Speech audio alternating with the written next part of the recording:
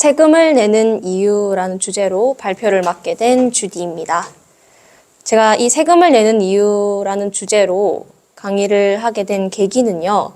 지금 근로자들에게는 연말정산, 사업자들에게는 법인세 기간이거든요. 이 기간 동안 많은 사람들이 세금을 왜 내야 하고 왜 다시 돌려주는지 이유를 모르고 진행하는 경우가 많아서 그 이유에 대해서 설명해 드리려고 합니다. 먼저 세금의 정의에 대해서 알아야 하는데요. 세금은 국가나 지방자치단체가 필요한 경비로 사용하기 위해 법률에 의해서 국민으로부터 거두는 돈을 의미합니다. 그래서 쉽게 말하면 반대급부 없이 경제적으로 강제로 징수하는 화폐 또는 재화를 의미하죠.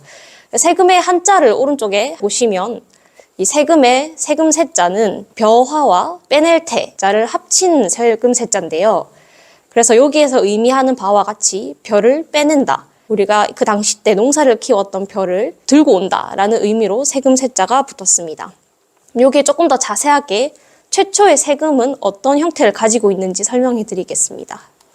세금의 최초의 형태는요. 원시부족 시대 때 사람들이 농사를 지으면 점점 풍족해지면서 외부의 침입으로부터 보호하기 위해서 오늘날 군인과 유사한 사람을 보초로 세웠는데요. 이 군인들이 농사를 짓지 못하고 보초를 계속 서고 있는 것 때문에 마을 사람들이 다 같이 힘을 모아서 본인들이 가지고 있던 물건들을 이 군인들에게 조금씩 나눠주고 도와주는 형태에서 최초의 세금의 형태가 잡혔다고 합니다. 그러면 오늘날 문자체계로 가장 먼저 기록된 세금은 문자체계가 처음 나오게 된 메소포타미아 문명부터 시작이 됐는데요. 이 당시 때 세금을 조금씩 걷다가 점점 그 양이 많아지면서 이 세금을 담당하고 있던 사람이 기억하기가 힘들어져서 그래서 이것을 점토판에다가 그림을 그려서 기록을 했답니다. 그 당시에 점토판에 벼의 모양이 있다면 벼로 세금을 걷었다, 쌀로 세금을 걷었다라고 할 수 있고요. 과일의 그림이 있었다면 과일로 세금을 걷었다라는 것을 의미하는 거죠. 그 당시에는 이것을 11조라는 의미로 나오게 됐습니다. 그리고 이후에 이집트 문명으로 넘어가면서 상형 문자가 나오기 시작했고 이를 통해서 오늘날의 세금의 형태가 잡히기 시작한 거였던 거죠. 그러면 세금의 이유, 우리가 힘들게 번 돈을 왜 나라에 내야 하는가 그 이유에 대해서 한번 고민해 볼 건데요. 우리가 지금 인도와 차도, 아니면 가로등, 또 우리가 건강검진을 나라로 공짜로 받기도 하죠. 그런 보건소나 우리가 무상으로 교육을 받고 있는 학교, 그 외에 우리의 치안을 담당하는 경찰이나 소방관, 군대 등 공적인 목적의 지출이 나라로부터 발생이 되기 시작합니다. 그래서 이러한 세금을 걷기 위해서는 무슨 역할을 하는지 알아야 하는데요. 총 3가지의 기능이 있습니다. 첫 번째는 경제를 활성화시키는 기능이 있고요. 두 번째는 금액을 조정하는 기능이 있고요.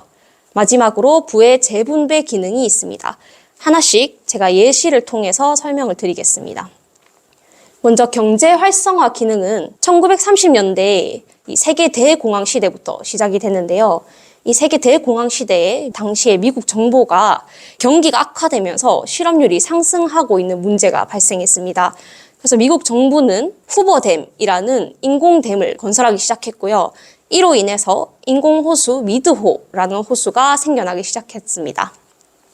이 미드호로 인해서 산업용수로 물을 사용하고 수력 발전이 발전되면서 점점 국민들이 일할 수 있는 일자리가 생성이 되고 경기가 다시 활성화했던 사례였던 거죠. 따라서 정부가 기업에게 사업의 기회를 제공하는 역할을 하게 됩니다. 두 번째, 금액 조정의 기능은요. 우리가 부동산이나 사치품의 값이 상승할 때가 있는데요.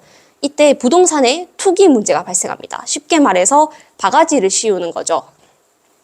이때 이 정부에서는 등록세 등의 다양한 세율을 더 올림으로써 더 거래가 과열되는 걸 막고 우리 사치품 같은 거의 과소비를 억제시킬 수 있는 기능을 하고 있습니다. 따라서 금액 조정의 기능은 정부가 세율을 높여서 과열을 방지하는 기능을 하고 있는 것이죠. 마지막으로 부의 재분배의 기능이 있는데요. 소득이 높은 고소득자는 세금을 더 부과하고 저소득자들은 세금을 감면시켜주고 있습니다. 이렇게 빈부격차를 최소화하는 기능을 마지막으로 가지고 있습니다. 이렇게 세금에 다양한 기능이 있음으로써 세금의 부과는 어떻게 하는지 세 가지로 크게 나눌 수 있는데요. 첫 번째는 소득, 우리가 종합소득세라고 할 수 있는 이 소득들, 그리고 소비, 그리고 마지막으로 자산, 세 가지 기준으로 세금을 부과하게 됩니다. 세금 부과를 할 때 여러 문제가 발생하는데요. 가장 유명한 사례가 보스턴 차 사건입니다. 이 사례 같은 경우는 그 당시 때 차는 되게 사치품에 가까운 식품이었거든요.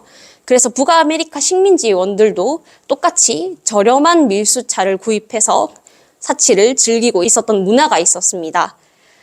그래서 이를 본 영국 정부가 영국 차의 무역 독점 회사를 지정시켜 놓고 차에 대한 관세를 제거함으로써 영국 차 회사도 잘 되고 북아메리카 식민지원들도 밀수차가 아닌 영국 오리지널 차를 더 저렴하게 먹을 수 있도록 제도를 만들어낸 것이죠. 이로 인해 가장 피해를 본 분들은 밀수업자들인데요. 영국 차 말고 밀수업 차를 만드는 분들이 본인들이 시장을 장악하고 있는 입장에서 영국이 저런 제도를 도입함으로써 본인들의 수입이 떨어지기 시작했고, 따라서 밀수업자들은 대중을 선동하기 시작합니다. 자유라는 명분으로 식민지 분들한테 영국 차 불매 운동을 시작하게 됐고요. 이로 인해서 북아메리카 식민지원들이 인디언 분장을 다 같이 하고 독점 회사의 차 상자가 북아메리카 식민지 나라로 들어왔을 때 바다에 다시 투척하는 사례가 있었습니다. 이게 보스턴 차 사건 사례고요. 여기에 여담으로 이로 인해 오늘날 미국인들은 영국의 차가 애국적이지 못하다라는 생각을 가지게 되면서 커피라는 문화가 발달하게 된 것이죠. 두 번째 사례는요, 프랑스 혁명 사건인데요.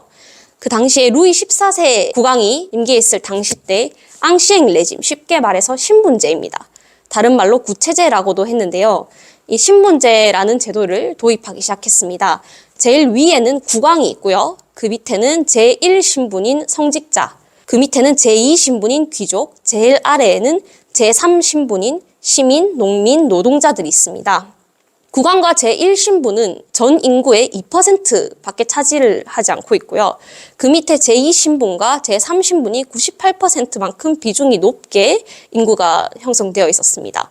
이러한 신분제의 모순이 생겼는데요.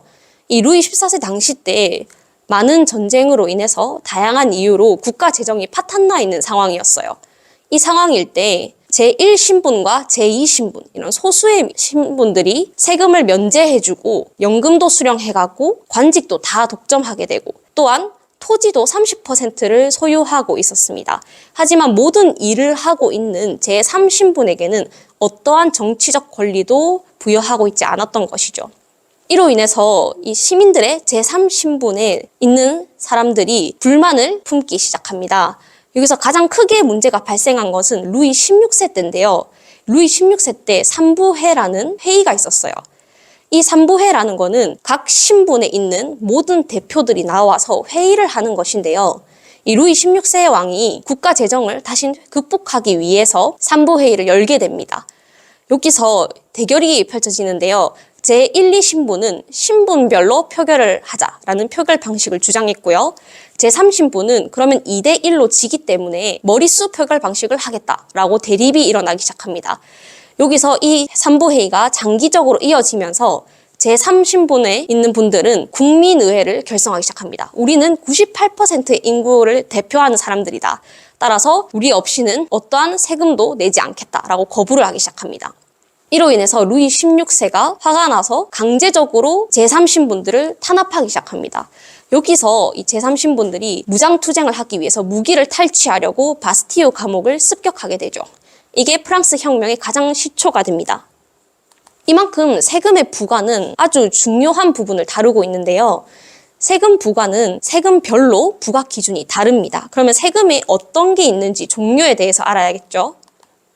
세금의 종류는 세금을 걷는 곳이 어디냐에 따라서 크게 두 가지로 나눌 수 있습니다. 국가에 납부한다 하면 국세고요. 지방자치단체로 납부한다 하면 지방세, 크게 두 가지로 나눌 수 있습니다.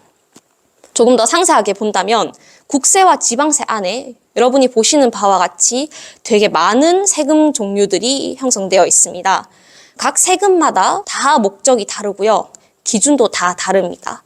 따라서 여기에 대해서는 너무 많은 분량을 가지고 있기 때문에 오늘은 간략하게 이렇게 다양한 종류를 가지고 있구나로 파악하시면 되겠고, 이후에 제가 다른 강의에서 추가적으로 설명드리도록 하겠습니다. 그러면 우리 세금의 용도에 대해서 알아야겠죠. 과연 내가 내는 세금은 어디로 가는 것일까? 우리가 아까 이전에서 보셨다시피 다양한 세금들이 모두 우리나라 중앙은행인 한국은행으로 다 모으게 됩니다. 이 한국은행에서 모인 돈들을 국가가 필요에 의해서 사용하게 되는데요. 총 5가지의 용도로 사용하게 되어 있습니다. 첫 번째는 방위비, 군대와 같은 치안과 관련된 방위비용으로 사용을 하고요. 두 번째는 일상생활에서 사용하고 있는 모든 재화들, 서비스들, 사회개발비로 사용을 하고요. 세 번째는 중고등학교 등 무상교육 하듯이 교육비로 사용이 되고 있고요. 네 번째로는 경제의 개발, 댐을 건설한다든지 다리를 건설한다든지 등의 경제를 개발시키는 목적의 개발비로 사용을 하고요.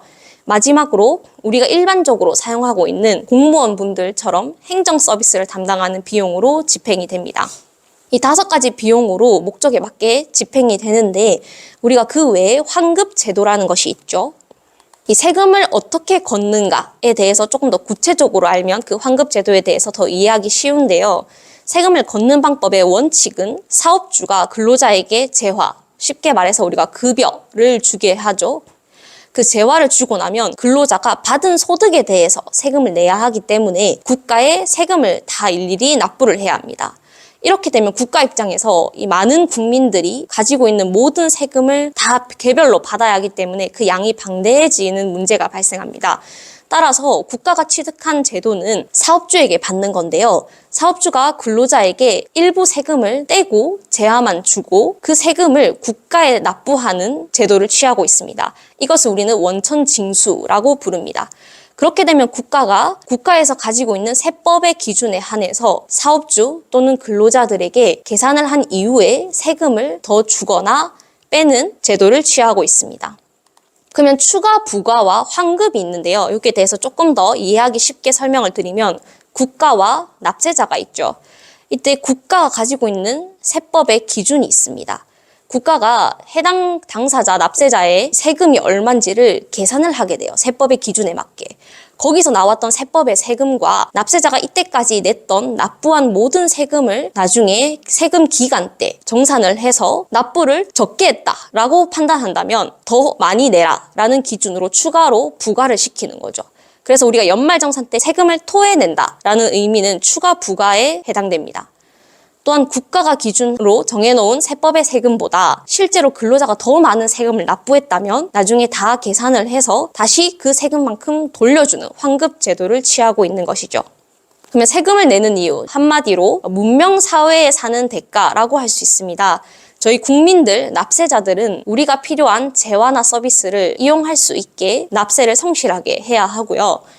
이러한 성실히 납세한 세금들을 국가는 세금의 목적에 맞게 올바르고 원활하게 사용할 수 있도록 노력해야 합니다. 네, 이상으로 세금을 내는 이유에 대한 강의를 마치도록 하겠습니다. 감사합니다.